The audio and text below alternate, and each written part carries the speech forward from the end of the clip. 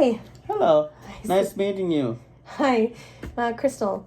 Sydney. Nice meeting you, Sydney. Thank you. Okay, so thank you for having me. I'm really excited to be working with you and John for this part of his journey there. So just to get right down to it, we're going to do a little bit of an information review. Okay. And then I'm going to go over the agenda, and I'm going to model the DTT program, and then I'm going to have you just kind of rehearse. So we're going to switch roles there, and then we're going to have some feedback and any questions and answers you may have at the end, okay? Okay. Awesome. So the purpose of the program, I'm sure, was designed to teach you, John's educational assistant, how to implement discrete trial teaching, to support a 7-year-old in completing a worksheet assignment. So I'm just here to help you implement this in order for this worksheet assignment to go much smoother and to help John eventually do these worksheets independently. Okay. So you might be wondering what's discrete trial training? Well, it's just a fancy word for a 3-term contingency, so a 3-step contingency used to teach skills to children with disabilities. So it's like taking a target and breaking it up into manageable bites, so for John to digest, so to speak. So it helps us to teach a new skill with each trial. So it involves an antecedent, a behavior or response, and a consequence. So in order to remember that, maybe just think of ABC. Okay. Simple. Yeah. Antecedent, behavior, and consequence. So it just begins with your antecedent, which is just your clear instruction, and then we have John's response. Based on his response, we have a consequence, which is perhaps the primary reinforcer. I've been told that he likes coloring. Yes, he does. Right. So we do the primary reinforcer for about 2 minutes of coloring, and if the answer is incorrect or he gives us a no response because maybe he's not focusing or starts to doodle, then we'd give him a secondary reinforcer, like just verbal praise. Okay. I'll go through the steps with you, help you work that out. We will also be using prompts to help John get to the right answer. And I have gone ahead and put the prompts here on the wall, starting with time delay, visual prompts, and so on, all the way up to a full physical prompt. And we'd always start with the least prompt first and then go work our way up. And I've also put the error correction procedure beside it for you. And when we do rehearsals, you might find it easier just to sit where I'm sitting so you can quickly look up and remind yourself of your next steps. So after we use this method, we'll be able to, I'll show you how to collect some data, and the data sheet's really important here because it'll help us determine if this method is the best technique for John. Okay. So to begin, we have our training location, which is excellent. Thank you for picking this spot. It is quiet and there's minimal distractions, and it should mimic the actual classroom environment, which is great. So really well done on that one. So to get on with our training agenda, I've given you just a brief introduction to DTT. So now we'll begin with me modeling through role play. You're to pretend to be John and I'll be the EA. And then we'll reverse roles and we'll rehearse with me pretending to be John and you the EA. And then we're gonna do some feedback and any clarification and questions that you may have at the end. Okay. Sound good? All right. Yeah. Great. So I've actually kind of have your, let me see here, your data sheet right here. Okay. All right. His little pretend worksheet, and I'm going to begin. I'm going to give you this actually when it's your turn to rehearse, so I'll just model for now, but it's kind of like basic steps that you can focus on. So for the example, we'll be using the learner, or John, in this case, will be just simply working on writing their name.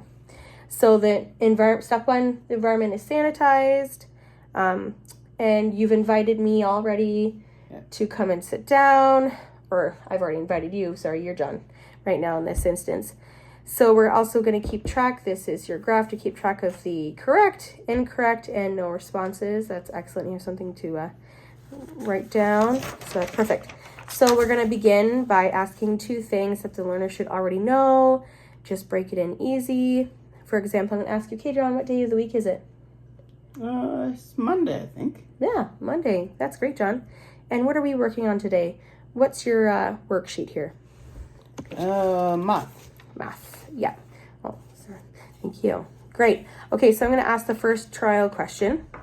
I'm going to say, okay, John, write your name. All right, my name. Okay. Yeah. So at this point, a correct answer, I would give you be able to give you three prompts. So maybe I give a time delay. Time delay would look like 3 to 5 seconds.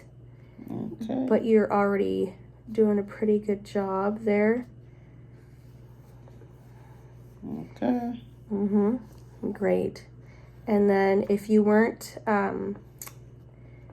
doing a great job, we're just doing the correct version now. I'd maybe use a positional, so maybe I'd push it closer to you, or give you a partial verbal procedure and ask you again, like, what's your name? And then I would say after that, if you weren't getting it correct, I would move on to an error correction procedure. Okay. Okay. Makes sense. So great. So, oh, wow, that's great, John. You wrote your name. So I'd give you your reinforcer and you get to color for 2 minutes. Great. Okay, so let's practice with a incorrect response this time. So if this child responds incorrectly, let's say you're just not focused and you start doodling, right? Yeah. Okay. All right, so I've given you the 3 prompts, so I have to do an error correction. It's incorrect at this point, so I'd ask you, I'd probably help you by going to a partial physical. I'd help you. Oh, John. Okay, nice try. Let's try again. Here we go. That's John. John.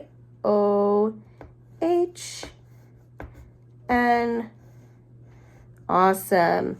And then I'd ask you a distractor trial, which is a distractor question that you should already know. What's your name? John. John. Great, John. And then I would do it with you. So now I'm going to model. I'm going to go down to least but most effective prompt. So I used a partial physical. So I would go down to maybe a model. Okay, John, write your name. And then hopefully you would write your name with just me reducing the amount of prompts that I had to previous. Awesome, John. So I wouldn't give you your primary coloring reinforcer. I'd just say, good job, awesome, and then move on to the next question. Give you about a 3-second break there. And if there was no response, I would actually deliver the same steps as in 7B. Just on and only offer the praise as a reinforcer What's as well. 7B again? Oh, 7B? Okay, so let's go over that. If the learner answers incorrectly, let's say they're drawing and we begin the error correction procedure. Okay. Yeah. So use the least but most effective prompt to help the learner to get the correct response. Okay, so we have our least but most correction. So you were doodling, so I helped you with a partial physical prompt. I didn't grab your hand, but I guided the pencil. Okay. A full physical prompt would be like hand over hand helping you. Okay. And then after we finished, I asked you the distractor trial, which is a question you've already mastered. What's your name? You answered correctly, John. Great. So now I'm going to model with you. Do this. John, right, John. Awesome. Okay.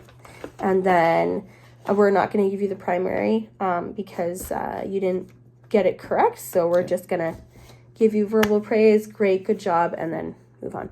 Okay, so now I'm going to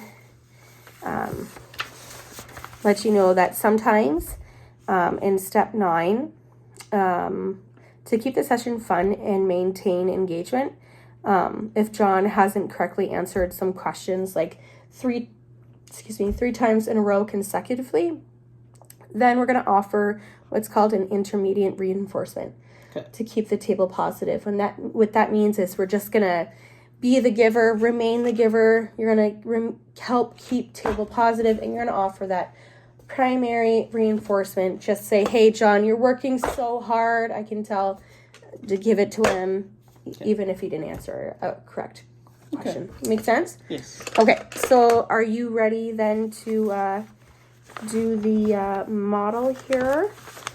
If I have the checklist here for you, so we can switch spots now. Sure. And you go ahead and try to follow specifically. Here's your data sheet.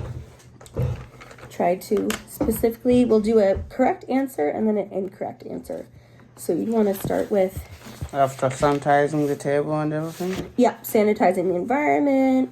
You've invited me to the table. So you're going to keep track of the incorrect responses. You have your graph my here. phone here. Yeah, and the time of the session, which is great. Which is here, time. Yeah. And the date. Okay, Awesome. good. Okay. Let's say. So now you have your step 4. Okay, so step 4 is just asking two questions to, you know that I know. Okay, John. What day of the week is it? Monday. Monday. Good job. Thanks. Excellent. What are we working on today? Math.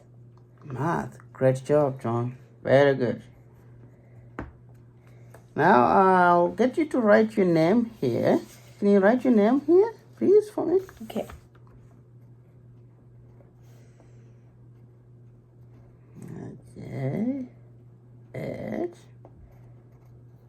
And good job. All right, awesome. Here's your coloring for doing a wonderful job today. You can color for a little bit, okay? Okay, so I'm marking my paperwork here. He answered correctly. Okay. Okay. Now I'm gonna demonstrate if they answered incorrectly. If he answers incorrectly. Okay, all right. So I'll get the pencil again to put my record. Okay. Hello, John. What day of the week is it today? Monday. Monday. Great. You remember what you were working on today on your sheet? Math. Math. Great. Good job. Now, can you write your name here, John, on there, please?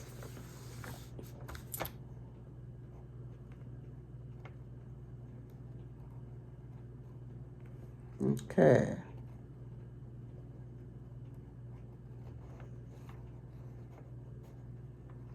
Okay. So, how about we start from here? Let me show you. Hold the pencil there. I'll help you guide it. Okay. Go down and then make a circle there. And then, there we go. Very good. Awesome. Good job. You did well there. Excellent. So I'm going to put here on my record. All right. Okay, what else am I supposed to demonstrate? Answered incorrectly. Distractor. What's your name?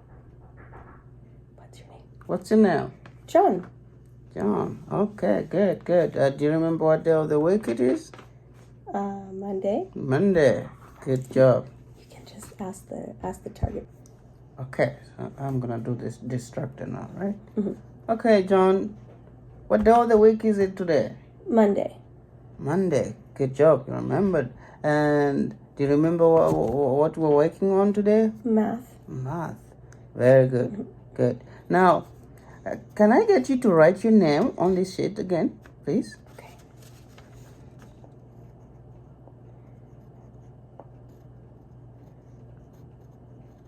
Well done. Excellent. John, that's correct spelling. Well done. Okay. Awesome. That was good. Yeah, just in order to make sure for if it's an error, Okay. Incorrect, just make sure that you want to make sure that I'm going to get it correctly. So maybe you asked a distractor trial question. You only need to ask one. Okay. Just one, and Monday was great. And then maybe model would have been, because you did the partial, which was great. I really liked that. And moderate, okay. yeah, just model. That would be the lesser of the. Lesser of these Yeah, prompts. exactly. Okay. Okay, so great. How do you think you did? Excellent. Looks like a good idea. Okay, I'm yeah. sure it will work well with John. Okay, great. So if you're gonna self-rate yourself, how would you say you did?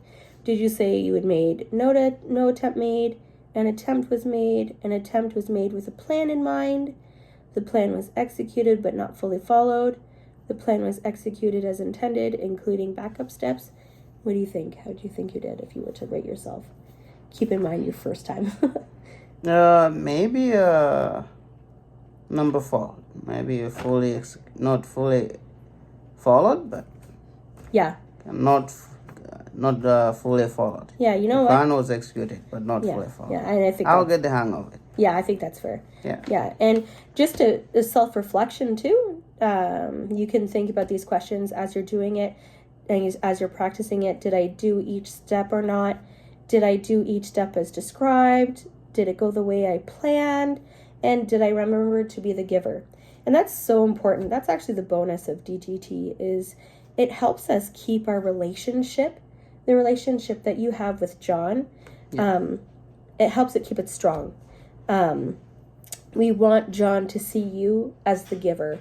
We want your relationship to be intact. So what you were working so hard with John, we want to maintain that. Okay. Yeah. So a lot of verbal praise, which you did great on, fantastic. I think that you did great for your first try, and you're obviously committed. You're willing to put in the work. I love the verbal praise. So I would just keep in mind, maybe have a few alternate questions. If you do need a distractor trial, just have a few in mind. That would be great. And just remember, you just need one. And what do you think so far? Excellent. Yeah. Okay. Well, if you do have any questions, you have my email. I'll send all the information to you through email, and then maybe we can set up another meeting just to go over it all again and make sure that you feel confident, which I think you're almost there. Yeah, we'll do. Thank you very much again. Okay. Thanks for coming. Thank you. It's been a pleasure. You.